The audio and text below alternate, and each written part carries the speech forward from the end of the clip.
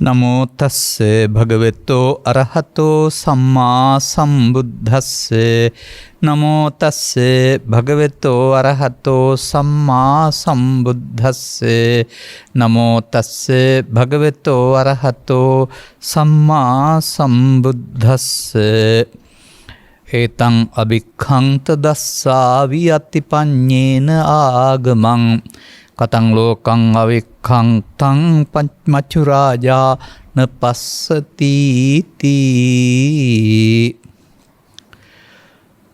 මෙම ධර්මානුශාසනාව සම්බන්ධ සදහැබර අනුග්‍රහක දායකත්වයේ දරන්නා වූ බෞතුන් ප්‍රමුඛ මේ මොහොතේ අපට සවන් දෙන්නා වූ සදහැබර පින්නතුනි, ස්වාමින් වහන්සේ කැමැති පරිදි දේශනාවක් යනුවෙන් හන්කොට ස්කන්ධ පංචකයේ ශුන්‍යතාවය සහ කර්මක්ෂය කිරීමේ කර්මය පහදා දෙන්න කියලා ලියලා තියෙනවා. එතකොට එය පැහැදිලි කිරීම මුල් කොටගත් දේශනාවක් තමයි කැමැති පරිදි ගන්න වෙලා තිබෙන්නේ.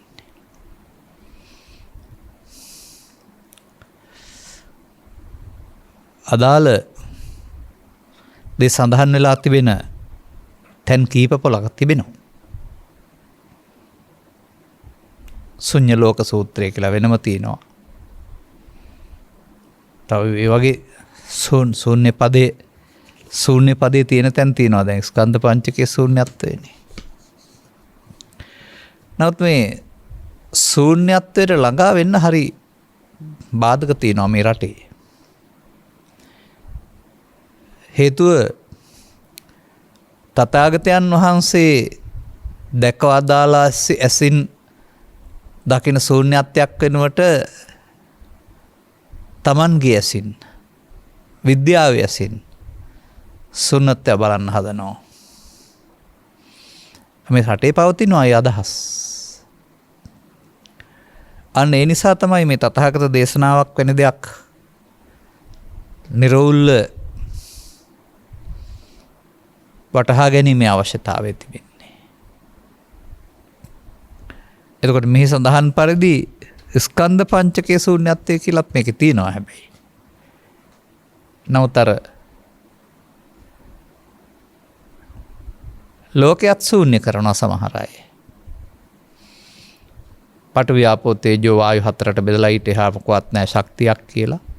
මූලද්‍රව්‍ය වලට බෙදලා මූලද්‍රව්‍යයට එහා ශක්ති විශේෂයක් විතරයි. ශක්ති විශේෂයෙන් ද්‍රව්‍ය මැවෙනවා. මැවිලා ශක්ති විශේෂයට වෙනවා. එතකොට ද්‍රව්‍ය වශයෙන් දෙයක් පවතින්නේ නැහැ. ලෝකයේ ද්‍රව්‍යයන්ගෙන් ශූන්‍යයි. බැලුවම හරි. නමුත් ඒ ස්කන්ධ ලෝකේ නෙමෙයි. ඒ වගේම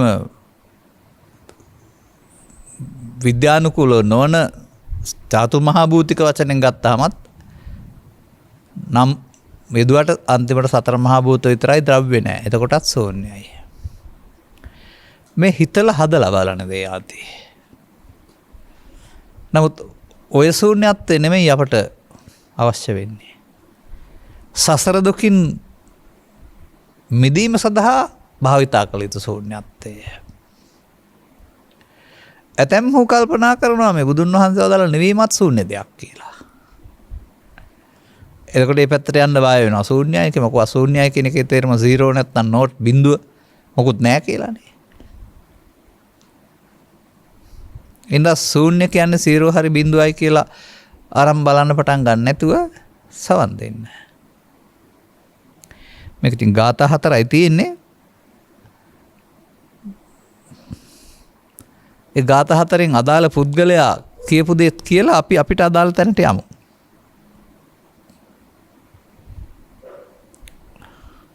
මෙහෙමයි තියෙන්නේ. දාහං සක්ක අපුච්චිස්සං නමේ ව්‍යාකාශි චක්කුමා. මට පුළුවන් වුණා දෙසරයක් විමසන්න. ඒ වුණාට චක්කුමා නැත්තම් බුදුරජාණන් වහන්සේ निराකරණය කරලා දුන්නේ නැහැ. යව තත්‍යංච දේවීසි ව්‍යාකරෝති මේ සුතං. ඒ වුණාට තුන්වෙනි වතාවටත් විමසුවොත් මේ निराකරණය විසඳා දීම දේවීර්ෂීන් වහන්සේවත් බුදුන් වහන්සේ විසින් කරනවායි කියලා මම අහලා තියෙනවා. බුදුන් වහන්සේ සම්බන්ධ කතාවේ පළවෙනිවත් දෙවෙනිවත් තුන්වෙනිවත් කියලා පෙන්නනවානේ. ඊට එහා බුදුන් අදාළ දේවල් බුදුන් කළ දේවල් බුදුන්ගේ නියමයන් ඉටු නොකොළොත් හිත සස්කඩ පැසෙන කතාවක් බුදුරු සම්බන්ධයෙන් එහෙම තිබෙනවානේ. අනතුරුව අයං ලෝකෝ පරලෝකෝ පරලෝකෝ බ්‍රහ්මලෝකෝ සදේවකෝ. මෙලොව පරලොව බඹලොව දෙවියන් සහිත ලෝක ගොඩක්ව තියෙන්නේ. දිට්ඨින් තේ නව ජානන්ති ගෞතමස්ය අසස්සිනෝ. ගෞතම අසස්සින් වහන්සේගේ දැක්ම දිට්ඨින් කියන්නේ එතන දෘෂ්ටිය නෙමෙයි. දර්ශනය දන්නේ නැතිලු නජානන්ති. ඔවුන් දර්ශනය දන්නේ නැහැ. ඔය ඉතින් උන්වහන්සේගේ දර්ශනය දන්නවා නම් ඉහාත්ම වශයෙන් නිවිලා සැනසෙන හැරුණාම මේ පරලෝක හරි දිව්‍ය ලෝකේ හරි බ්‍රහ්ම ලෝකේ හරි යන්නේ නැහනේ. ඔවුන්ට ඒක අහුවෙලා නැහැ. ඒතන් අභික්ඛන්ත දස්සාවි. අවිස්කාන්ත දර්ශනයක්. ඒ කියන්නේ දකින්ට ප්‍රිය. උන්වහන්සේගේ අර නික්ලේශී ස්වභාවය තුළ කෙනෙකුට ප්‍රියශීලී ස්වභාවය තුළ අභික්ඛාන්ත නැත්නම් මනස්කාන්ත දර්ශන ප්‍රිය බවක් තියෙන්න පුළුවන්. අතිපඤ්ඤේ නාගමං. ප්‍රශ්නයක් තියෙන හින්දා යාවේ. ප්‍රශ්නේ තමයි කතං ලෝකං අවෙක්කන්ස්තං. කොහොම ලෝකේ බලන කෙනාද?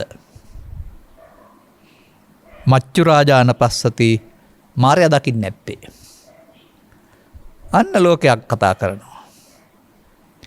අර ලෝකේ මූලද්‍රව්‍ය අරුණාම ද්‍රව්‍ය නැහැ. මොකේ සතර මහා භූත අරුණාම ද්‍රව්‍ය නැහැ. එහෙම බැලුවට මරණයෙන් ගැලවෙනවද කවුරුවත්?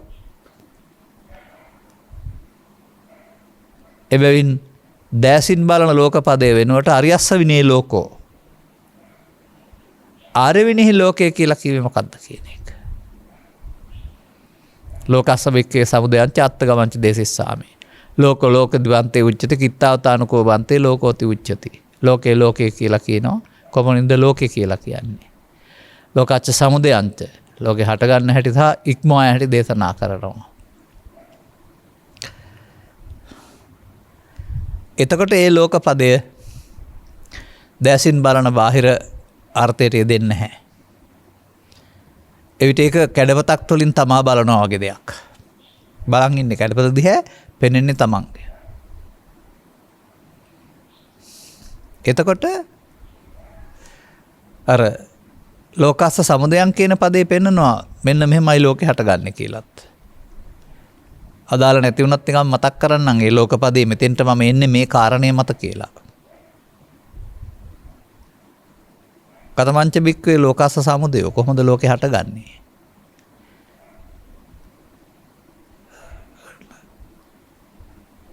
ඇසත් රූපයත් චක්කු විඥානයත්. චක්කුංච පටිච්ච රූපයද උප්පයි චක්කු විඥානං තින්නම් සංගති පස්සෝ. ඒක ඇහැ තුල. පස්සපච්චය වේදනා වේදනාපච්චය තණ්හා තණ්හාපච්චය උපාදාන උපාදානපච්චය භව මේ ලෝකේ හට ගැනීම.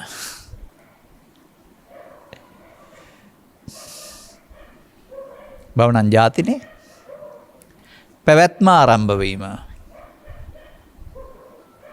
කනෙත් නාසෙත් දිවෙත් කයත් මේ ලෝක සමුදය පෙන්නනවා. එතකොට මට පෙන්න්නේ ලෝක සමුදය කියලා දුක්ඛ හට ගැනීම. මේ ලෝකේ කියන්නේ දුකට. ලෝකස්ස සමුදයංච අත්තගමංච දේසිස්සාමි. දුක හට ගැනීම ඉක්මවා යාම මාර්ගය. තථාගතයන් වහන්සේ මේ දුක හට ගැනීම ඉක්මවා යාම මාර්ගය කියන එක දේශනා කරපු ලෝකෙට කියන්නේ ආපහු ස්කන්ධ ලෝකය.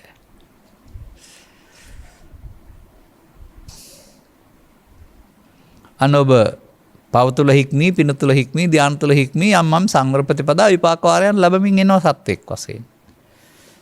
නමුත් ඒ පුද්ගලයෙක් වශයෙන් විරතියෙන් යන වෙන්වීමෙන් මිදීමෙන් නෙමෙයි වැරදි බැවින් වෙන්වීමෙන්.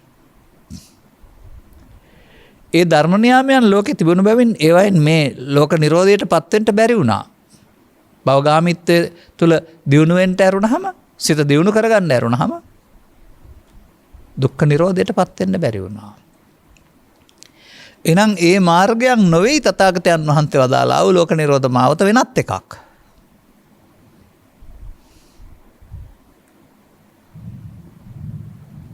අන්න එතකොට තමයි අපට පැහැදිලි වෙන්නේ ඒක වදාරලා තිබෙන්නේ ඔය කියන ජීවිත 7ක් 8ක් තුල හරි අවුරුදු 50ක් 60ක් තුල හරි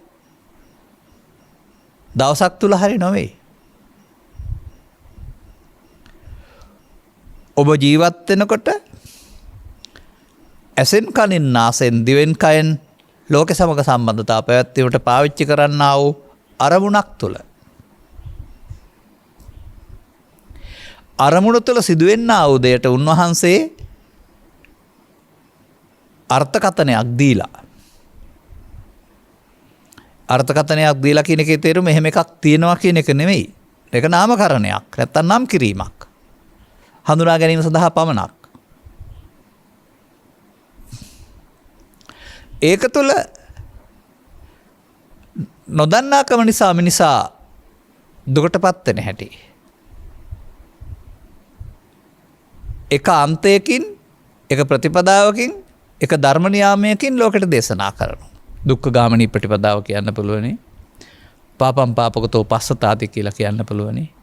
පමාද විහාරිත්වය කියලා කියන්න පුළුවනි. ඒ ඕනෑම වචනකින් මිනිසා දුකට බැඳෙන හැටි, වර්ධින හැටි ශාස්ත්‍රීය පදනකින් පෙන්නනවා. නිකම් පොතපතින් පෙන්නනවා නෙමෙයි. ඔබ තුළ සිදුවෙන ක්‍රියාදාමයක් තුළින් ඊට අදාළ පෙළ දහමකින් පෙන්නනවා.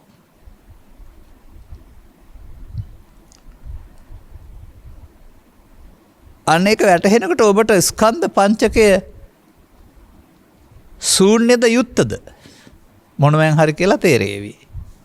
දැන් මේක අහලා තියෙන්නේ ශූන්‍යතාවය බලන හැටිනේ. නමුත් ශූන්‍යතාවය බලන්න වෙලා තියෙන්නේ බුදුරු හම්බෙන්න පෙර ඒක යුක්ත වෙලා තිබෙන බැවින්. මොනවෙන්ද යුක්ත? අපි තේරුම් ගන්න වෙනවා. එතකොට අපට මේ ලෝකං කීවේ එතකොට මොකක්ද කියලා හොයන්න වෙනවා. අපි දැන් ලෝකම් පදේ පැහැදිලි කළා. ඇස තුල, කන තුල, නාසය තුල.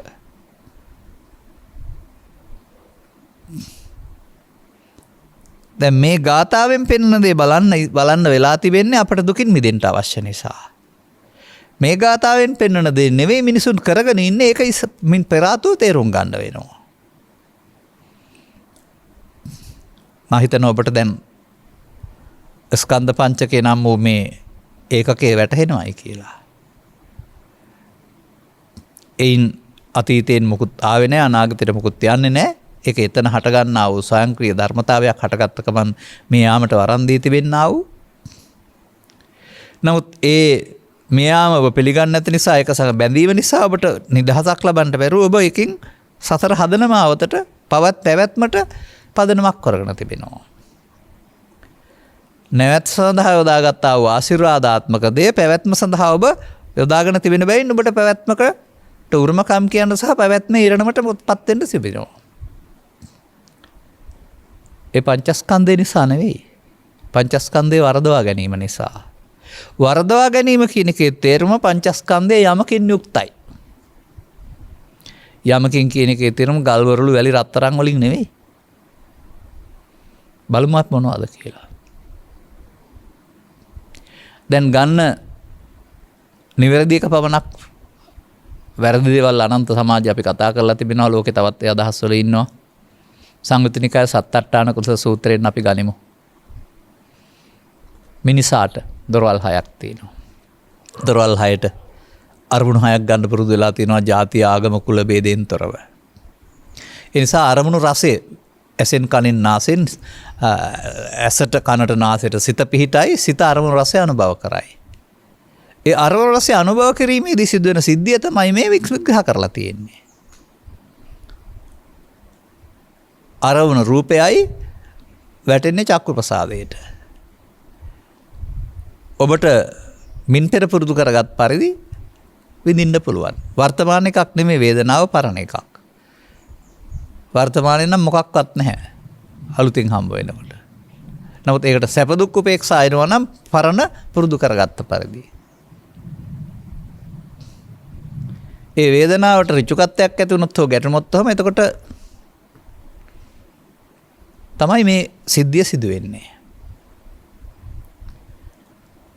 ඒ සිදුවෙන ආකාරය තමයි වේදනාවෙන් අරමුණ විඳීම, සංඥාවෙන් රූප සංඥාවක් වශයෙන්, ශබ්ද සංඥාවක් වශයෙන් හැඳිනීම, සංකාරයෙන් රූප තණ්හා, ශබ්ද තණ්හා වශයෙන් බැඳීම, මේ දෙයට ඇසෙන්, කනෙන්, නාසයෙන්, දිවෙන්, කයෙන්, ඇස නිසා රූප වේදනා සංඥා සංකාර, කන නිසා ශබ්ද රූප වේදනා සංඥා සංකාර, නාසය නිසා ගන්ධ රූප වේදනා සංඥා සංකාර.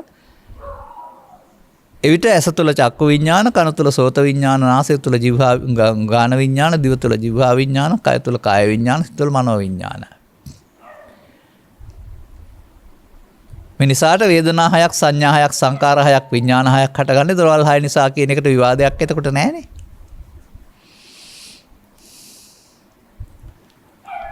එතකොට පංචස්කන්ධය කියන ශරීරය කියන කතාවට ආයේ රැවටෙන්න ඕන නැහැනේ. ඔබ තුළ නම් සිදුවෙන්නේ ඔබ විඳින්නේ ශරීරය නෙවෙයිනේ අරමුණක් විඳිනකොට. පට ව්‍යාපෝ තේජෝ කියා ඉන්න ඕනෙත් නැහැනේ එතකොට. බාහිරින් නම් අපි කියමු පට ව්‍යාපෝ තේජෝ අරමුණක්වත් විඳිනවා කියලා හීනෙන් පේනකොට පට ව්‍යාපතෝ විඳින්නේ කවුද? වන රූපයක් නේ. ඒකේ පටවි කොහෙද තියෙන්නේ? හීනෙන් පේනකොට තරපයා දැක්කත්, අලියා දැක්කත් ඒකට බය වෙනවා. නමුත් ඒක සිතුවිල්ලේ පවතින රූපයක් කරනම ඒක ද්‍රව්‍ය වෙන්නේ කොහොමද? දවල්ටත් ඉතින් බාහිර දේව දව්වෙන් මේ සිතුවිල්ලට පහළ වෙන රූපේ තමයි විඳින්නේ. ඒක තේරුම් ගන්න විතරයි ඕන. දවල් රැ දෙකේ වෙනසක් නෑ ආයේ.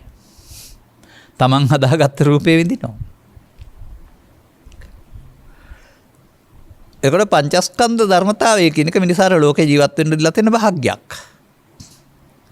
නමුත් තහනම් ගහේ ගිරි කන්න කියලා නෑ.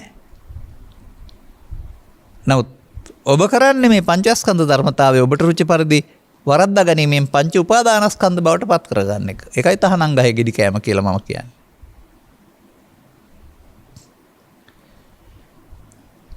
එතකොට ඒ ස්කන්ධ පංචකය මොනවා වෙනවද? ඒකට එන දේ අපි බලමු. කය නම් අවුරුදු 60ක් 70ක් තිබෙන බැවින් කය පුද්ගලයෙක් ඉන්නවා කියලා ගත්තත් කමක් නැහැ කියන එක තැනක වදාරනවා තථාගතයන් වහන්සේ. ඒ වගේම කය දි රා යන බැවින් ඒකෙන් මිදෙන්න මිනිස්සුන්ගේ කැමැත්තකුත් තිබෙනවා. නමුත් මේ පිළිබඳ ධර්මතාවය දන්නේ නැති පුද්ගලයාට පංචස්කන්ධ ධර්මතාවය පිළිබඳ දන්නේ නැති පුද්ගලයාට කියන්නේ පෘථග්ජනයයි කියලා. ඒ පෘථග්ජනයාට මම කියන්නේ කය කියලා උදුන් වහන්සේ වදාරන්නේ නැහැ. සිතට එන දේ. බොහෝ කලක් තිස්සේ සිතට එන දේ මම කොට ගත්ත මුලාවෙන් මිදෙන්න පෘථග්ජන භූමිය තුල බෑ. මොකද්ද සිතට එන දේ මම කියලා කියන්නේ? සිතට එන දේ රූපය, සිතට එන දේ ශබ්දය, සිතට එන දේ ගන්ධය, සිතට එන දේ රසය, සිතට එන දේ පව, සිතට එන දේ පින, සිතට එන දේ ඊර්ෂ්‍යාව, සිතට එන දේ වෛරය, සිතට එන දේ ධානය, සිතට එන දේ පින. සිතට ඕන දෙයක් එන්න පුළුවන්. කොහොමද ඒක මම වෙන්නේ? කවුරුත් මේක මම මගේ කියා ගත්තේ නෑනේ. අන්න මේ අරමුණු රසය විඳින්ට යාම තුළ ඇතිවෙන්නා වූ ඇලීමෙන් මුලාවෙන්, ගැටීමෙන් මුලාවෙන්, ඇලීම මුලාව කියන්නේ ඇලීම මම වෙනවට. ගැටීම මුලාව කියන්නේ ගැටීම මම මුලා වෙනවා කියන්නේ මම කොට ගන්නවා කියන එකට.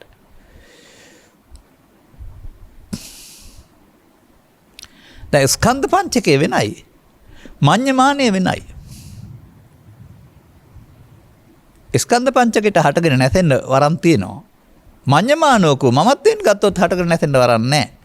බද්දෝ මාරස්ස. අන්න සසර හදන හැටි. නැසෙන ස්වභාවය වෙනුවට අනාගත ඵලයක් උපදින්න හේතුවක් තබමින් ඔබ බැඳෙනවා. සංයෝජනය වෙනවා.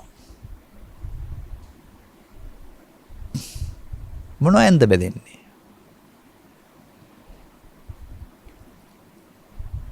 ඒ ආරම්මණයන් සමග ඇලීම මුලාව, ගැටීම මුලාව. ලෝභ මොහ වශයෙන්, ද්වේෂ මොහ වශයෙන් මමත්වෙන් ගන්නවා. අනන්ත සංසාරවල ගන්න ඇති අපිට ඒ වගේ තෝයන්න බෑ. මේ ජීවිතය තුළ ළමා කාලේ පටන් මෙන්න මෙසේ මේක තේරුම් ගන්න ඕනේ. මෙහෙම අපි කළ බව අපිට තේරෙන්නේ නැහැ. අපි කතා කරන සම්මත මට්ටමේ මම ගැන තමයි අපි දන්නේ. මම නැමැති කය. නමුත් මේ මම නැමැති කය පිළිබඳව නෙමෙයි බුදුන් වහන්සේගේ වදාළේ මඤ්ඤ මාන කියන්නේ, මාන කියන පදේ තේරන්නේ වර්තමාන මොහොතේ සිදුවෙමින් පවතින දේ කියන එක. මානෝ නම් එහෙනම් මේ තත්පරය තුළ ඔරලෝසුව තියෙනවා වගේ මේ මොහොතේ ඇහි කනේ නාසයේ දිවේ කය උපදින අරමුණ තුළ වෙන්න එපා. ඒකට ආපු දෙය.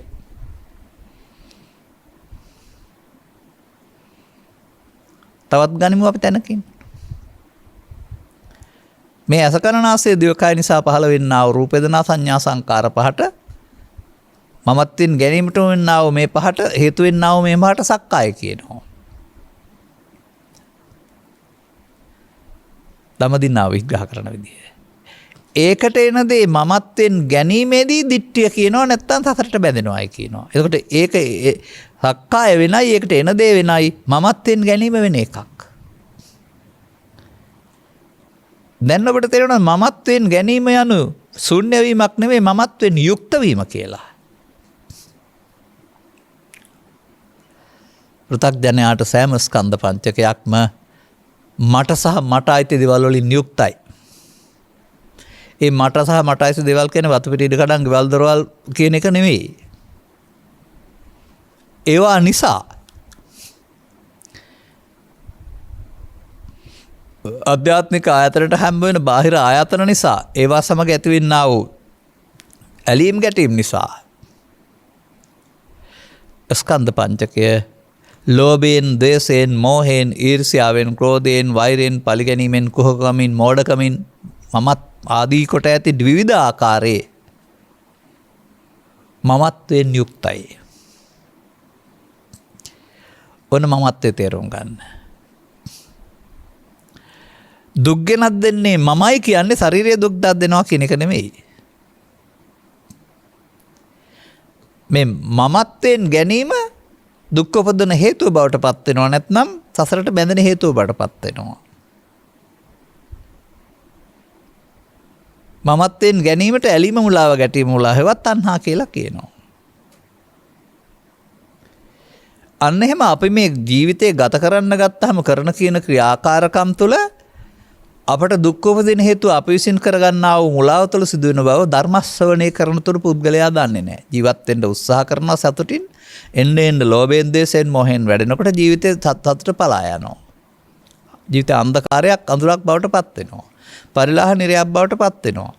ගහෙන් ගෙඩියෙන්නා වගේ දුක් වෙනවා. කොහොම වුණත් දන්නේ අපි හරි සතුටින් සමාදානයෙන් හිටියා. දෙදරන්න ගත්තයි කියලා තමයි පෘථග්ජන මට්ටමේ ජීවිතවල බොහෝ දෙනාට කනකො කාණ්ඩනකොට කියන්නේ. මේ ඇතුළත විමර්ශනය බලන්න, විග්‍රහය.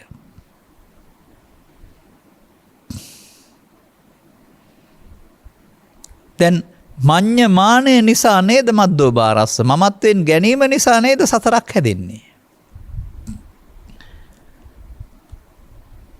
මොනවද මමත්වෙන් ගන්නෙ? ඒකට එන දේ කියලානේ තියෙන්නේ.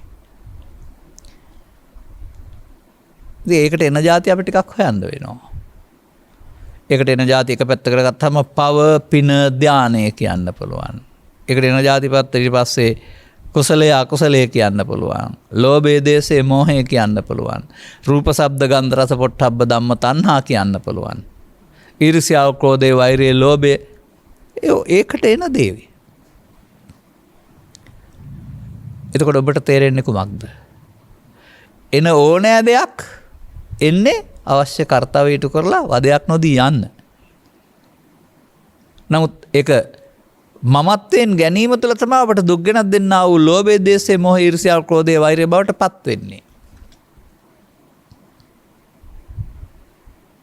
දැන් පෘථග්ජනයාගේ ස්කන්ධ පංචකය ශූන්‍යයිද යුක්තයිද? ඕනෑම මොහොතක උපාදානස්කන්ධය කියන එක ලෝභයෙන්, දේශයෙන්, මෝහයෙන්, ඊර්ෂ්‍යාවෙන්, ක්‍රෝධයෙන්, වෛරයෙන්, පවෙන්, පිනෙන්, ධානයෙන් නැමැති අල්ලා ගැනීමෙන් යුක්තයි. යුක්ත වෙනකොට ඒක පංචස්කන්ධය නෙමෙයි පංච උපාදානස්කන්ධය. දැන් සංකිට්ඨේන පංච උපාදානස්කන්ධා දුක්ඛා. ඕනෑම පංච උපාදානස්කන්ධයක් තුළ ඊට අදාළ දුකක් තියෙන්නේ. කය තුළ නෙමෙයි මේ පෙන්වන්නේ පංච උපාදානස්කන්ධය කියන්නේ ඇහෙන්, කනෙන්, නාසයෙන් පහළ වෙන සංඛාර තුළ.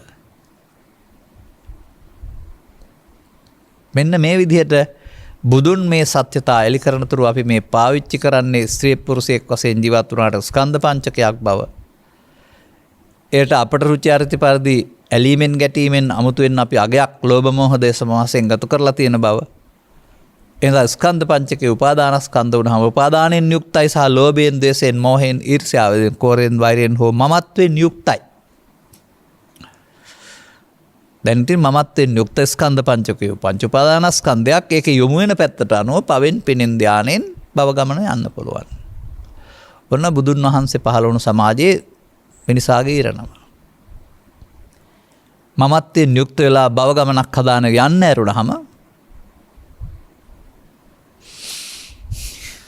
ඒක හොඳ කරගන්න නරක කරගන්න ඇරුණාම ඒයින් මිදෙන පාරක් බුදුවරු ලෝක පහළ වෙන තුරු කිසිවෙකුටත් හොයාගන්න බැරි වුණා. ඒක තමයි බුදුවරුන්ගේ විශේෂත්වය.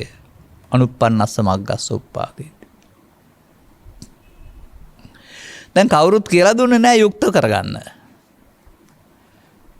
මමත්වෙන් යුක්ත කරගන්න කවුරුත් කියලා දුන්නේ නැහැ. ඒකට සතියක් ඕනෙත් නැහැ. තම තමන් රුචි අරුචි පරිදි ඇලෙන්න, මුලා වෙන්න, ගැටෙන්න, මුලා වෙන්න ගියාපම වෙනවා. මෙසේ මේ මාර්ගය තුළ ඔබ පෙන්වනවා ඔබ සතුටින් ජීවත් වෙන්න උත්සාහ කළාට ස්ත්‍රී පුරුෂ කිහිපයද වශයෙන් මොනතරම් සැප සම්පත් බහුල කරගෙන යාන වාහන මිල මුදල් බහුල කරගෙන ඒ වායේ සැප සම්පත් වෙනම තියෙන අතර පංච උපාදානස්කන්ධයේ දුක පොදුරු සෙවිකල පැල්පතේ සිට මහමන්ත්‍රිය දක්වාත් නෝගතාගේසක උගතා දක්වාත් ධනවතාගේ දුප්පතාට දක්වාත් ඒ ભેදයෙන් තොරව උපාදානයෙන් යුක්ත වීමේ දුක.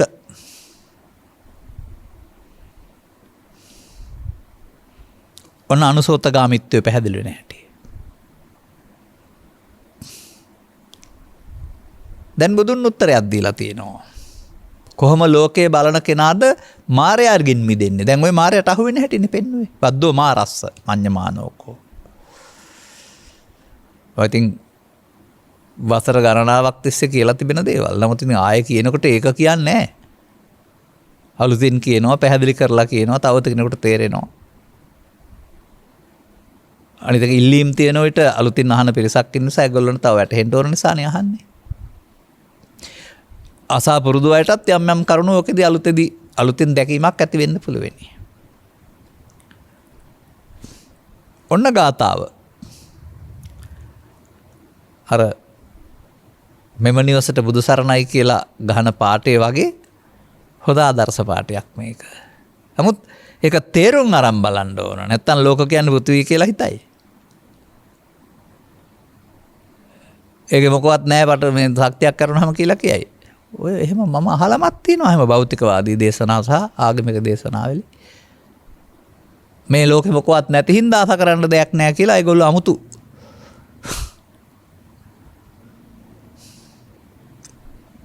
භෞතිකවාදී දර්ශනයක් ඉදිරිපත් කරනවා. ශුඤ්ඤතෝ ලෝකං අවෙක්ඛංසු. අදාළ පුද්ගලයාගේ නම කියලා සදා සතෝ හැම කල්හිම සිහි ඇතිව. එයා ගැන නෙමෙයි අපි කතා කරන්නේ, ඔබ ගැන. ඒ නිසා නම ඕන නැහැ.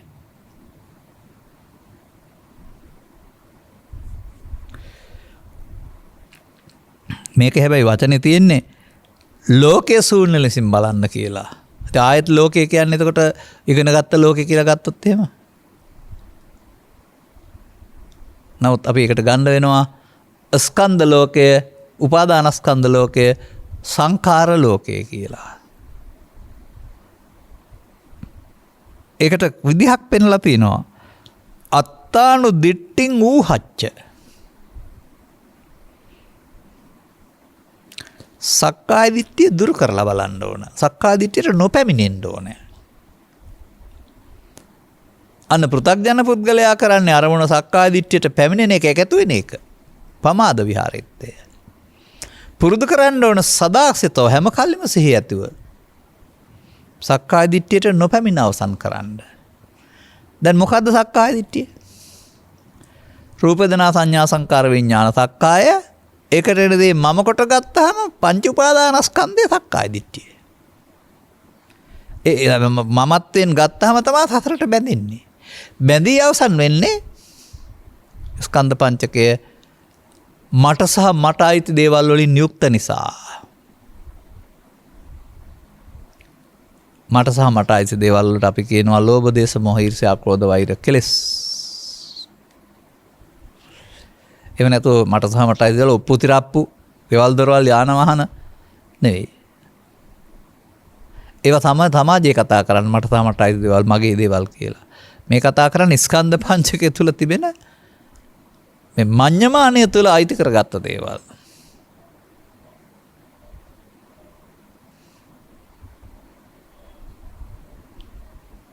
මෙසේ මච්චුතරෝසියා මෙන්න මේ විදිහටයි මාරයා තරණය කරන්නේ නැත්නම් ඉක්මවා යන්නේ. එහෙම බලන තැනට දියුණු කරගත්තොත් ඒවං ලෝකං අවෙක්කන්තම් මෙන්න මෙහෙම ලෝකේ බලන්න පුළුවන් වුණ දවසට මරුට නොපෙනෙන කෙනෙක් වෙනවා. ඒ අංග සම්පූර්ණ වුණ තැනදී අපි පටන් ගන්න වෙනවානේ.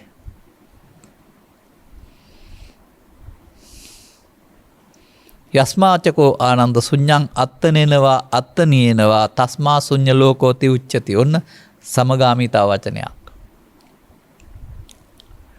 ඔබට තේරෙන්නේ නැද්ද මෙයයි භාවනාව කියලා? භාවනාව කියන්නේ ඕන දෙයක් වඩනවට නම් මේ කෙලෙස්යන්ගෙන් මිදීම සඳහා.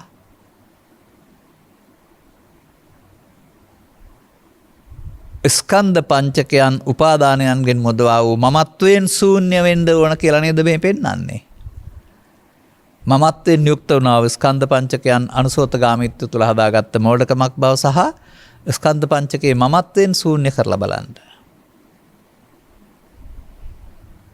කොහොමද කරන්න කියලා අහනවා ඉතින් ඊට පස්සේ. අන්න තියෙන වචනයක් සදා සතෝ හැම කල්හිම එතෙන්ද ගේන්න ඕන එකක් තියෙනවා සතෝ සිහිය. දැන් සිහිය කොහාටද ගේන්න ඕන එහෙනම්? හුස්ම පාරාකටද?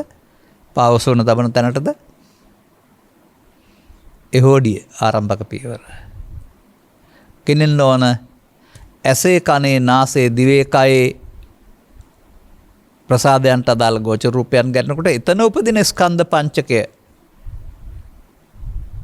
සක්කාය දිට්ඨියට පැමිණීම වෙනකොට අත්තාන දිට්ඨින් උහච්ච නොපැමිණෙන්නට. සක්කාය දිට්ඨියට බැඳෙන වෙනකොට කඩන්න.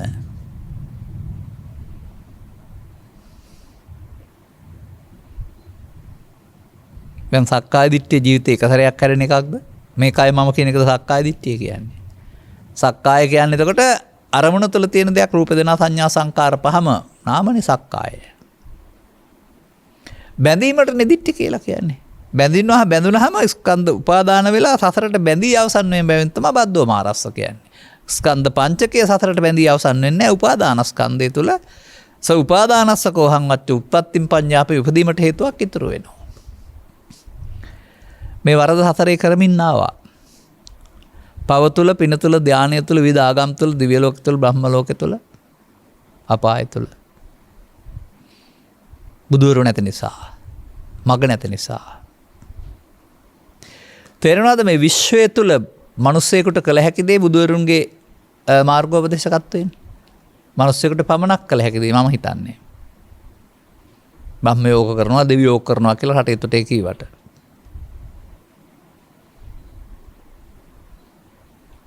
ඔන්න බුදුවරයාගේ පෙර ගමන් යාම. නිකනුත් නෙවෙයි. පළවෙනි පරීක්ෂණය කරලා අත්හදා බලලා ප්‍රතිඵල ලබලා සයන් අභිඥාය සච්චිකත්තා නිකන් උගන්නනව නෙවෙයි. උන්වහන්සේ අනුගමනය කළා ප්‍රතිඵල ලැබෙනවා මේ එහෙම කළොත් මේක වෙන්නේ කියලා.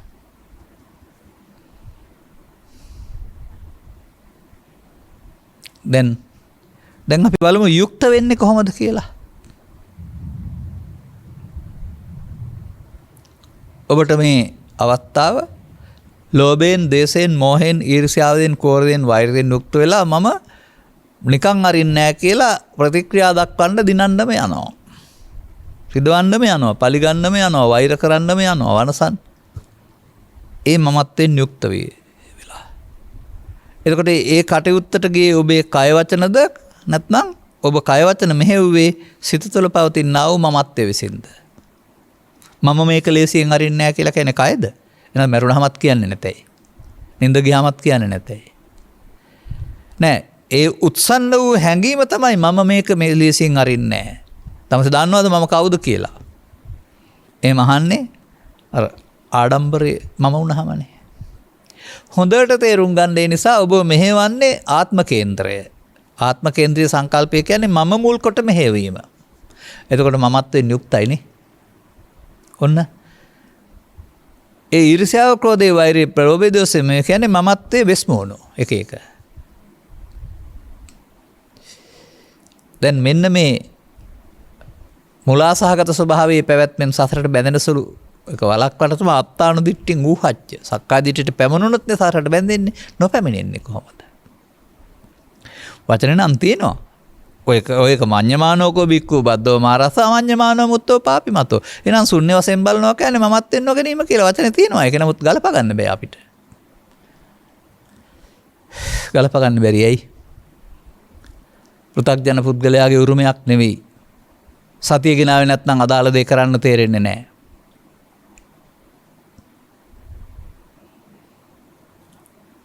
එහෙනම් මොකද වෙන්න ඕන? මමත්වෙන් ගැනීමේදී උපාදාන වී අවසන් වන්නේ නම් උපාදාන නොවී අවසන් වීමට මමත්වෙන් නොගැනීම කරන්න ඕන. දැන් එහෙනම් මම ඕක ලේසියෙන් අරින්නේ නැහැ කියන්න පුළුවන්ද කාටවත්? ඔකට රිටර්න් එක දෙන්න ඕන කියලා කියන්න පුළුවන්ද කාටවත්?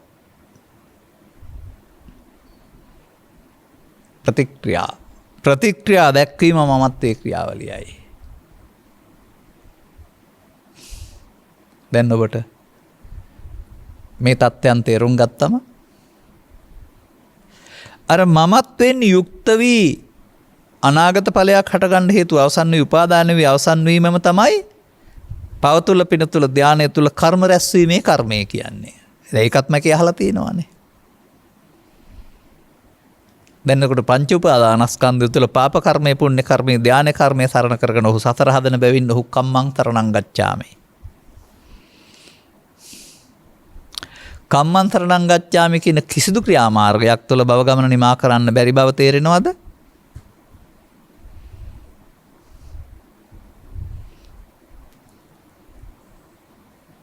ධම්මං තරණං ගච්ඡාමි වචනෙට සීමා කරලා බෞද්ධයාට කම්මං තරණං ගච්ඡාමි නිවන් මඟ වශයෙන් නිගන්වුවේ කවුද? මම කාටවත් චෝදනා කරන්නේ දොස් කියන්නේ නැහැ. නමුත් එහෙම එකක් වෙලා එහෙම එකක් වීම තුළ ජීවිතේ විඳින්න තියෙන අවකාශය බුද්ධෝත්පාදයක සදහම් මම නොවීම නිසා පෙරම් පුරාගාමනා මිනිස් වර්ගයාට අහිමි වෙලා. පෙරම් පුරාගෙන ඔය එන්නේ ඔය ටික හොයාන. මිනිසත් බව ලැබ අදාළ මාර්ගයේ ගැනීම තුළින් සදහම්ට පැමිණීමට. සදහමට පැමිණීමට මාර්ගය ගන්න.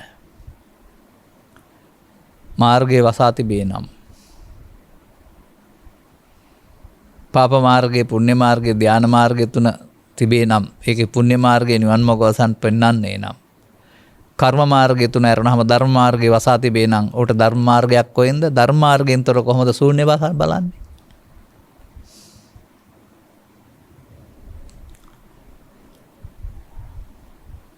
තේරෙනවද මේ මොහොත තුල පවතිනා වූ අවුල ලෙහා ගන්නට බැරි ගතිය?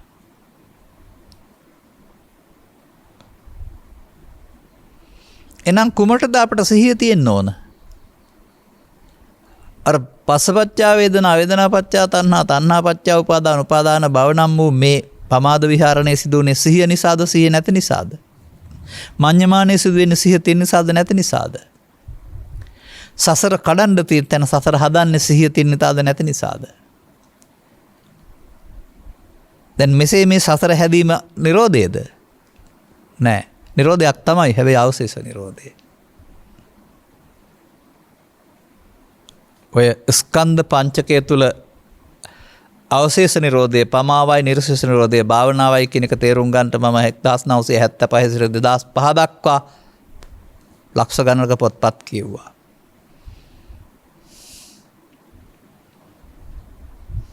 අග කොටස තේරුම් ගන්න සෑහෙන්න හොයන්න වුණා.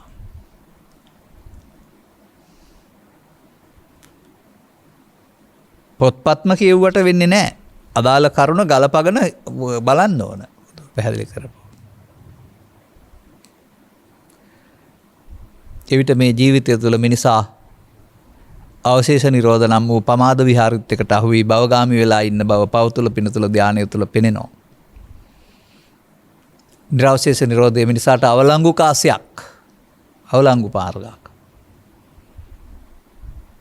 අන්න එහෙම තැනක සම්බුදු සසුන හිර වෙලා තියෙන බව පේනවා.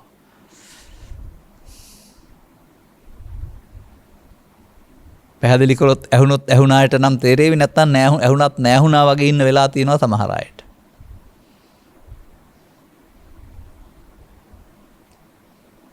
පෙර දරුව මතේ පෙර කීදේ බොරුවක් වී තිබෙන බව එළි වෙන එක ලැජ්ජාවට කරුණක් සා වෙන්නේ ඇති. නැත්නම් මාර්ගෝපදේශකත්වයේ මුලාවක් බව තේරුම් ගැනීම මදිකමක් නිසා වෙන්නේ ඇති.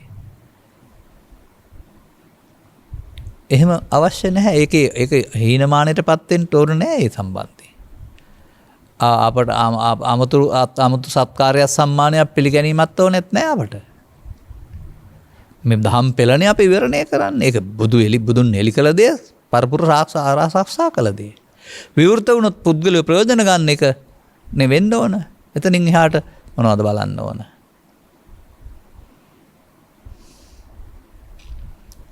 දැන් එහෙනම් භාවනා මධ්‍යස්ථානය කුමක්ද? ස්කන්ධ පංචකය. කොහෙන්ද උපදින්නේ? නින්ද හැරුණ රැසෙන් කනෙන් නාසෙන් දිවෙන් කයෙන් කවද්ද උපදින්නේ? වර්තමානයේ. උපදිනකොට ඔබට වද දෙන්නේ කවුද? ස්කන්ධ පංචකයේද? නැහැ. ඔබවින් හදාගත්ත අර පමාද විහාරිත්වය තැබෝ අතීතය. ඒක ඔබේ හිතට ඇවිදින් ඔබට වද දෙනවා. ආවොත් උප්පන්නං කාම විතක්කං, උප්පන්නං ව්‍යාපාද විතක්කං, උප්පන්නං විහිංසා විතක්කං. ඔබට පුරුදුනේ තියෙන්නේ ඒකට එකතු වෙලා ප්‍රතික්‍රියා දක්වන්න.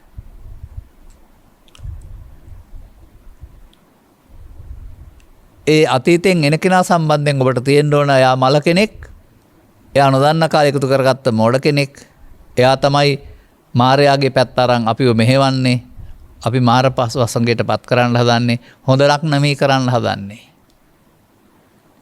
ඔබ මේ මොහොතට කලබල වෙලා ලෝභයෙන්, ද්වේෂයෙන්, මෝහයෙන්, ඊර්ෂ්‍යාවෙන් යුක්ත වෙලා දක්වන ප්‍රතික්‍රියා සියල්ල යහපත පිණිස වෙන්නේ නැහැ. මාරයට අහු වෙනවා.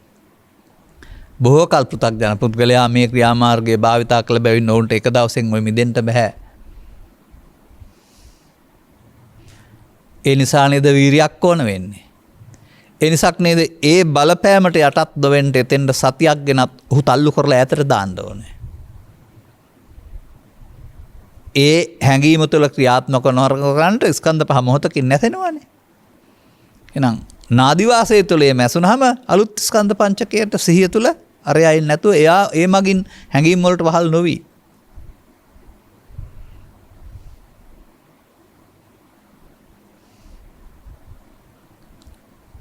පුරුදු කරන්න ඕන කාරණයක් නේද? අන්න රූප වේදනා සංඥා සංකාර විඥාන නම් වූ ස්කන්ධ ලෝකය ඇසෙන් කනෙන් නාසෙන් පහළ වෙන මට සාපහනපගේ අයිති වලින් යුක්ත වීම පෘථග්ජනයාගේ ලක්ෂණයයි. දැන් හැම කල්හිම ශුන්‍යතෝ ලෝකං අවෙක්ඛංසෝ. ලෝභයෙන්, දේශයෙන්, මොහෙන් ස්කන්ධ පංචකයේ ශූන්‍යයි, ශූන්‍ය වෙන්න ඕන. ශූන්‍ය වෙන්න නම් පාවිච්චි නොකර ඉන්න ඕන. ශූන්‍ය නම් මමත්වයේ ක්‍රියාවට ඉඩ නොදී ඉන්න ඕන. ශූන්‍ය නම් අතීතයේ ඔබ මෙහෙවන්නා බවට පත් නොවෙන්න ඕන. අතහැරීම. පැරණි ලෝභය, පැරණි ද්වේෂය, පරිති මෝහය, පැරණි ඊර්ෂ්‍යාව, පැරණි ඒක අතහැරීම. ශූන්‍ය. එයා අදිවාසේති නප්පජහති නවදේති නබ්‍යන්ති කරාති නන්න බවං ගමති කියන පැවැත්ම තුළ අනාගතය හදනවා. ඔබට නිදහස් වෙන්න දෙන්නේ නැහැ.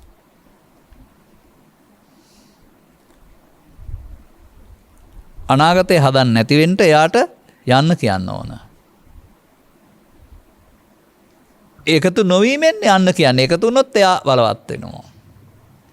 සතිය වුණ මේකට එකතු නොවෙන්නනේ. දැන් ගලපන්න අවේරේනච සම්මන්ති අක්කෝදේන ජිනේ කෝදං. ඔය පෙන්වන්නේ ඒ පරණ එකට නොකිරීම කියලා කියන්නේ ඒකට එකතු වෙලා කටයුතු නොකර එයාට ඉඩ නොදී එයාට ඊතා ඉක්මනින් සංසුන් වෙන්න අරින එකනේ යන්න කියන එකනේ. එයා බලවත් වුණාට එයා මල කෙනෙක්. මින් පෙර භාවිතා කොට දීපු ශක්තියක් නිසා බලවත් වුණාට එයා සැබෑ කෙනෙක් නෙමෙයි. මල කෙනෙක්. නමුත් ඔබ පාලනය කරන්න බලවත් වෙන්න හදනවා. ඒ ලෝභයේ, දේශයේ, මොහේ, ඊර්ෂ්‍යාව, ක්‍රෝධයේ, වෛරය මුවාවෙන් ඔබ මෙහෙවන්න හදනකොට. ඒට ඉඩ නොදීමම ඔහුගේ බලය දුර්වල කිරීමක් නේ. දැන් බලන්න කාන්ති නැත්තම් ඉවසීම. සතිමත් වීම කියන පදෙන් පෙන්වන්නේ ඔබ අර සංසාරේ කරලා පුරුද්ද මමත්වෙන් යුක්ත මම මේක ලේසියෙන් අරින්නේ නැහැ කියන ක්‍රියාව කරන්න ඔබටම මොහතකවත් ප්‍රතික්‍රියා දැක්වීමේ මාර්ගයේ ඉඩක් දෙන්නේ නැහැ. යා අතහරින්න.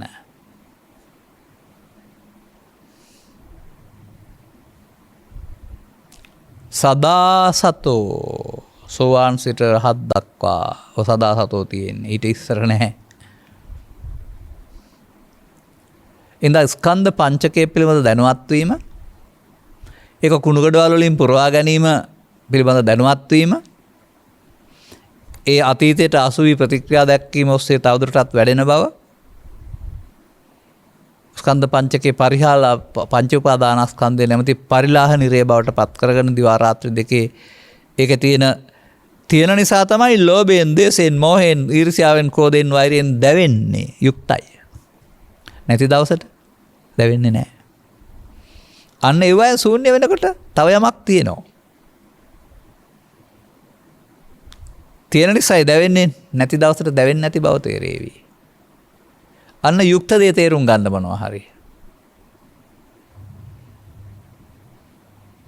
දැන් මෙයා මෙහෙවන්නා බවට පත් වෙන්න නොදී සතිය මගින් ඔහු පාලනය කොට උපේක්ෂා සහගතව, ලෝභ සහගත, ද්වේෂ සහගත නොවි මමත්වයේ ප්‍රතික්‍රියා දක්වන්නේ බවට පත් නොවි ඉන්න ඔබට මෙතෙන්ට සතිය ගන්න වෙනවා.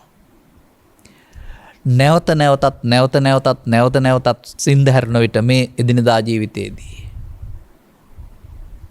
ඔබ තේරුම් ගන්න පෙර ඔබ විසින් හදාගත්තා ඔබේ පැරණි බලකොටුවේ ඉන්නා වූ බලධාරීන් කෙලෙස් වශයෙන් නැවදින් ඔබට බලපෑම් කරයි.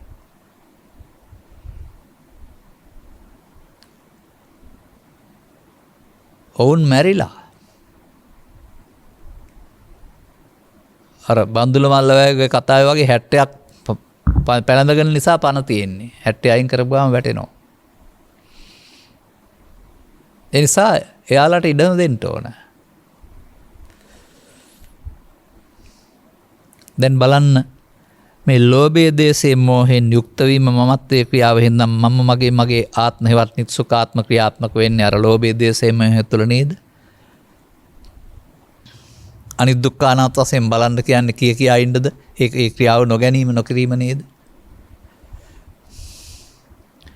ඒ නිසා මෙතන තියෙන අර හුලං පුම්බන ප්‍රතිපදාව වෙනකොට හුලං බස්සන ප්‍රතිපදාව. මඤ්ඤමානෝකෝ බිකු බද්දෝමාරස් කියන්නේ තවදුරටත් හුලං පුම්බන ප්‍රතිපදාව බලවත් කරන එක. උතක්ජන මාර්ගය, අනුසෝතගාමී මාර්ගය. ඔන බුදුන් වහන්සේ වෙත යන්න පිළිවෙත් පුරන්න පුළුවන් මේ කාරණේ තේරුම් ගත්ත පුද්ගලයාට. ආපහු යනවා පටිසෝතගාමී. හුලං බහින්න. එතකොට පෘථග්ජනයාගේ ශූන්‍ය නැහැ යුක්තයි. නමුත් ශූන්‍ය කරගැනීමේ මාර්ගයේ ගියාපම තමයි මේවා පෙන්වන්නේ මෙතන. මච්චු රාජා අනපස්සයි මරු දකින්න නැත්තේ කවුද කියලා. හැම කල්ලිම සිහිය ඇතුළු සක්කාය දිට්ඨියට නොපැමිණෙන මරු පරදනවා මච්චු තරෝසියා එතන නොපැනීමෙන් මාරයා පරදිනවා. මාරයා උපාදාන නොවීම මාරයා පරාජය.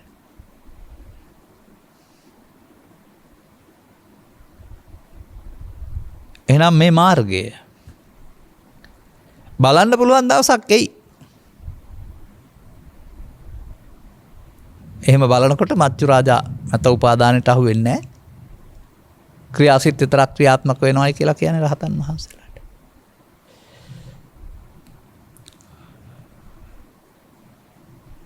රැකියාවක් ලබා පත්වීම ලබා ගියාට පරිවාස කාලයක් දෙනවා. තව මදි පුරුදු.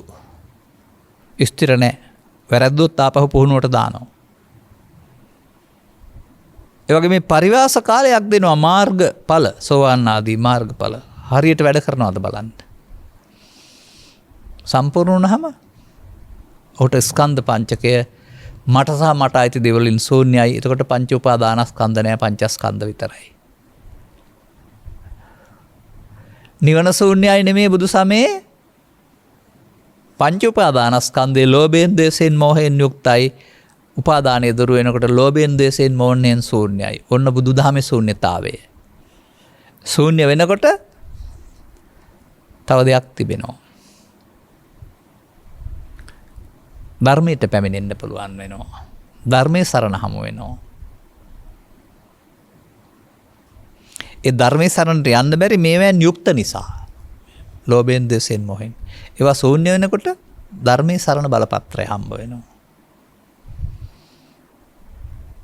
මේ ධර්මයේ සරණකට ජීවත් වෙනකොට බාහිර කාරණාවලට ඔබ අවුස්සන්න කාරණා නැහැ. ලෝභ දේශ මොහ කාරණා. ශූන්‍ය බැවින්. ඉතින් ඔබ බලන්න මේක ඔබේ පෞද්ගලික ජීවිතය තුළ ඔබට බැඳීමක් නැති පුද්ගලයෙකුගේ මරණයට ගිහින් ඔබ සුදු ඇඳගෙන hina වෙවි ඉන්නවා. බැඳීම ඇති පුද්ගලයා අඬනවා වැළපෙනවා. මරණේ එකක්. ඇයි අඬන්නේ hina වෙන්නේ දෙකක්? ඒ ඔහුගේ බැඳීමට අනුව නේද අර. දුක් ගෙනත් දෙන්නේ මරණේද? අර ඇඬීම වැළපීම ගෙනත් දෙන්නේ ඔහුගේ බන්ධනේද? ඒක පෞද්ගලික දෙයක් නේ. මේක තමයි තේරුම් ගන්න ඕන. තේරුම් ගත්තම වගකීම් යුතුකම් මැනවින් ඉටු කරයි. බේර ගන්නත් බලයි. බෝධි පූජාවට හෝ සල්්‍ය කර්මයට හෝ වෛද්‍යවරයාට හෝ බෙහෙත් වලට මොනවටත් බැරි නම් අඬන එකකුත් නැහැ ආයේ. සමහරුනේ කියන්නේ ආදරේ පෙන්වන්න අඬන්න ඕනේ කියලා මරුණාම.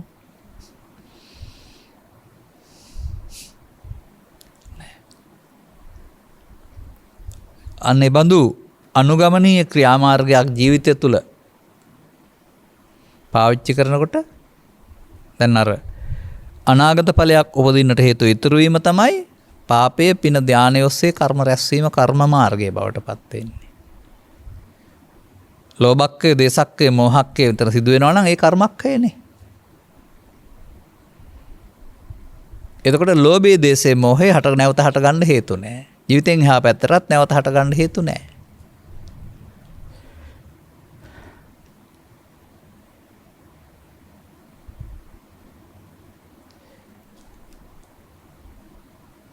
එහෙනම් අපට පැහැදිලිව තේරුම් යන්න ඕන මේ මොහොත අතීතය සමග හවුල් වී වර්තමානයේ වසා අනාගතයට පියවර තබන්න වරදක් කරන බව. අතීතය මලාතීතයක් නමුත් අපි පණ දීලා ගන්න බව. මමත්වේ. ඒ සිදුවෙන අවස්ථාව අතරකට දෙකකට තුනකට ඉස්සෙල්ලා නිසා අද ඒක සිතුවිල්ලක් පමණයි. ඒකේ සජීවී බවක් නැහැ. මේ සජීවී පුද්ගලයාට වර්තමාන මොහොතේ පණ දෙන්නේ නැතුව යන්න අරින්න. සතිය වුණ එකට තමයි. කන්ති පරමන් තපෝතිතික්කා. තපස අර බලපෑමට ඉඩ නොදී තවන එක කෙලෙස් තවන එක. තපස් රකින්නවා කියන්නේ ඉඳගෙන ඉන්නවා කියන එක නෙවෙයි බුදුසමේ. අර අතීතයේ බලපෑම් කරලා අහුවෙන්න නොදී එයාට ඉඩ නොදී එයාට සූම් වෙන්න, ශූන්‍ය වෙන්න, බහින කලාවට යන්න. කය, ලෝභක්ඛය, දේසක්ඛය, මෝහක්ඛය සෝවාන් සිට අනාගාමි දක්වාම ටික ටික ඡය වෙයි. ඒ ශූන්‍ය වේගන යනවා. දැන් බුදුන් රහතුන්ට ස්කන්ධ පංචකේ තියෙනවා. මම මගේ කියලා කතා කිරීමකුත් තියෙනවා. නමුත් ලෝභයෙන්, ද්වේෂයෙන්, මෝහයෙන්, ඊර්ෂ්‍යාවෙන්, ක්‍රෝධයෙන්, වෛරයෙන්, මමත්වයෙන් ශූන්‍යයි. ඒ නිසා ඒවට ක්‍රියාසිට කියලා කියනවා. අර ස්කන්ධ පංචක කියලා උපාදානස්කන්ධ නැහැ. පංචස්කන්ධා දුක්ඛා නැහැ දැන්. එතෙන්ද යන්න නේද අපිට පාරක් තියෙන්නේ. පාර අනුගමනය කරන්න ඕන නේද? පරණ පාර යන්න දෙන්නේ නැතු වෙන්න ඒ වළක්වන්න ආරම්භ කළ වැඩි දියුණු කළ පවත්වාගෙන යන ආ වූ සතිමත් බව මගින් පාර හරස් කරන්න ඕන. බාධක පමුණවන්න ඕන. ඔන්න ඔබගේ පංච උපාදානස්කන්ධයේ ලෝභයෙන්, ද්වේෂයෙන්, මෝහයෙන්, ඊර්ෂ්‍යාවෙන් යුක්තයි. ලෝභයෙන්, ද්වේෂයෙන්, මෝහයෙන්, ඊර්ෂ්‍යාවෙන් යුක්ත තුන් ශූන්‍ය වෙනකොට පංච උපාදානස්කන්ධේ පංචස්කන්ධේ බවට පත් වෙනකොට ශූන්‍ය වුණාරවා. ඔන්න බුදුදහමේ ශුඤ්ඤතෝ ලෝකං ශූන්‍ය වශයෙන් බලන්න ඕනදී. මට සහ මට අයිති දේවල් ඊර්ෂ්‍යාව, ක්‍රෝධය, වෛරය, පාපින ධානය ඒවෙන් තමයි මම හැදෙන්නේ. තේරුම් අරගෙන හැකි හැම අවස්ථාවකදී අනුගමනීය ප්‍රතිපදාවක් තුළින් පටිසෝතගාමී වෙලා ඒ තුළ ඔබට හිමි වෙන්නා වූ සංසුන් සෝය, මේ ලෞව දේශ මොහොනින් දැවෙන ගිනි වෙනුවට සංසුන් සෝයට හිමිකම් කියන්නට අනුගමනීය ප්‍රතිපදාවක යෙදීමට මෙම කරුණු පැහැදිලි කිරීම හේතු වාසනාව වේවායි කියන ප්‍රාර්ථනය කරමින් මම ධර්මානුශාසනාව මෙසේ අවසන් කරනු ලබනවා. පුණ්‍යානුමෝදනාවේදී මෙම උතුම් ධර්ම දේශනයේ ප්‍රඥා නාලිකාව තුළින් ප්‍රචාර කිරීම සඳහා අලව්ව අබ්බෝවේ විහාරගල දම්සෙවනෙහි පදිංචි විශ්‍රාමලත් පාඨශාලාචාර්යනී කුසුමා ලියනගේ මහත්මිය, ජානකී දියණිය, චින්තක හා චන්දන හේවගේ පුතුණුවන් දායකත්වය දරා තිබෙනවා. අරමුණු ආදරණීය ස්වාමිපුරුෂයා හා දරුවන්ගේ ආදරණීය පියාණන් වන මීට වසර 9කට පෙර එනම් 2012 නොවැම්බර් මාස 8 වෙනි දින පරලෝසෙපත් වූ සාමණේරසිරු ධම්මසේන හේවගේ මහත්මයාගේ ගුණානුස්මරණය වෙනුවෙන් පැවැත්වෙන මෙම සදහම් ධර්ම දේශනෙන් ජනිත වන්නා වූ පුණ්‍ය ශක්තියෙන් එතුමන්ගේ භවගාමී ජීවිතය සුවපත් වේවා. බිරිඳක් වශයෙන් සහ දරුවන් වශයෙන් සෙනෙහබර පියෙක් වෙනුවෙන් කරන්න පුළුවන් පැතුම දෙන්න පුළුවන් සහයෝගය පින් අනුමෝදන් වෙන්න හැකිනම් ධර්මාර්ගයේ නිවැරදි අවබෝධ කරන ගෞරවනීය දේශකයන් වහන්සේටද නිදුක් නිරෝගී සුවපත් භාවය ලැබී ඉහාත්ම වශයෙන්ම නිවන් මඟ පූර්ණේ වේවා. දෙපාර්ශ්වයේම මියගේ දෙමව්පියන්ටත් වර්ග පරම්පරාවේ පරලොසෙපත් සියලු ඥාතීහුද මේ පින් අත්පත් කර ගැනීමෙන් ඔවුන්ගේ භවගාමී ජීවිත සුවපත් කර ගනීවා. සුවීවත සිටින මෑණියන් ඇතුළු දෙපාර්ශ්වයේම සියලුම සහෝදර සහෝදරයන්ටත් දූ දරුවන්ටත් තුනුරු මිනිපිරියන්ටත් මේ මොහොතේ ධර්ම ශ්‍රවණය කරන පින්වත් ඔබ හැමටත් උතුම් තථාගත ධර්මයේ අනුගමනීය ප්‍රතිපදාව අටහාගෙන නිවෙන්නට සැනසෙන්නට මංපෙත් විවර කර ගන්නට ලැබේවා. කර්ම සේවේවා. මූල්‍ය දායකත්වය දරා ධර්ම දේශනා කරවා ගැනීමෙන් ආරාධිත මාතෘකාවක් යටතේ ගැඹුරු කරුණක් පැහැදිලි කර ගැනීම තුළ ධර්ම දානයක් දුන්නා. පරලොසෙපත් වන්න ඇතු ආන්ට දුන උපහාරයක් ගුණානුස්මරණයක් වේවා. අවශ්‍ය කෙනෙක් නැත්නම් පින් අනුමෝදන් කරන ජීවිත සුවපත් කරගනිත්වා. මතු භවයකදී මිනිසත් භව ලැබ මේ ස්කන්ධ පංචකයේ ශූන්‍යතාවය වටහා ගන්නට ලැබීම තුළින් මග ඵල ලබා ගන්නට උන්ට හේතු වාසනා වේවා. ඔබටත් ධර්ම ශ්‍රවණය කළ හැමටත් මේ කරුණ අවබෝධය තුළ ඉහාත්ම වශයෙන්ම මේ මාර්ගයේ අනුගමනය කිරීම තුළින් ජීවිතය තුළ ලැබිය යුතු උතුම් සැනසීමට හිමිකරුවෙක් වෙන්නට අවබෝධය ලැබේවායි අපද ප්‍රාර්ථනා කරනවා. සබ්බිහිතෝ වජ්ජන්තු සබ්බ රෝගෝ විනස්සතු මාතේ බවත් අන්තරායෝ සුඛී දීඝායුකෝ භව හැම දිනාටම තෙරුවන් සරණයි. මෝහක්ඛයෝ නිබ්බානං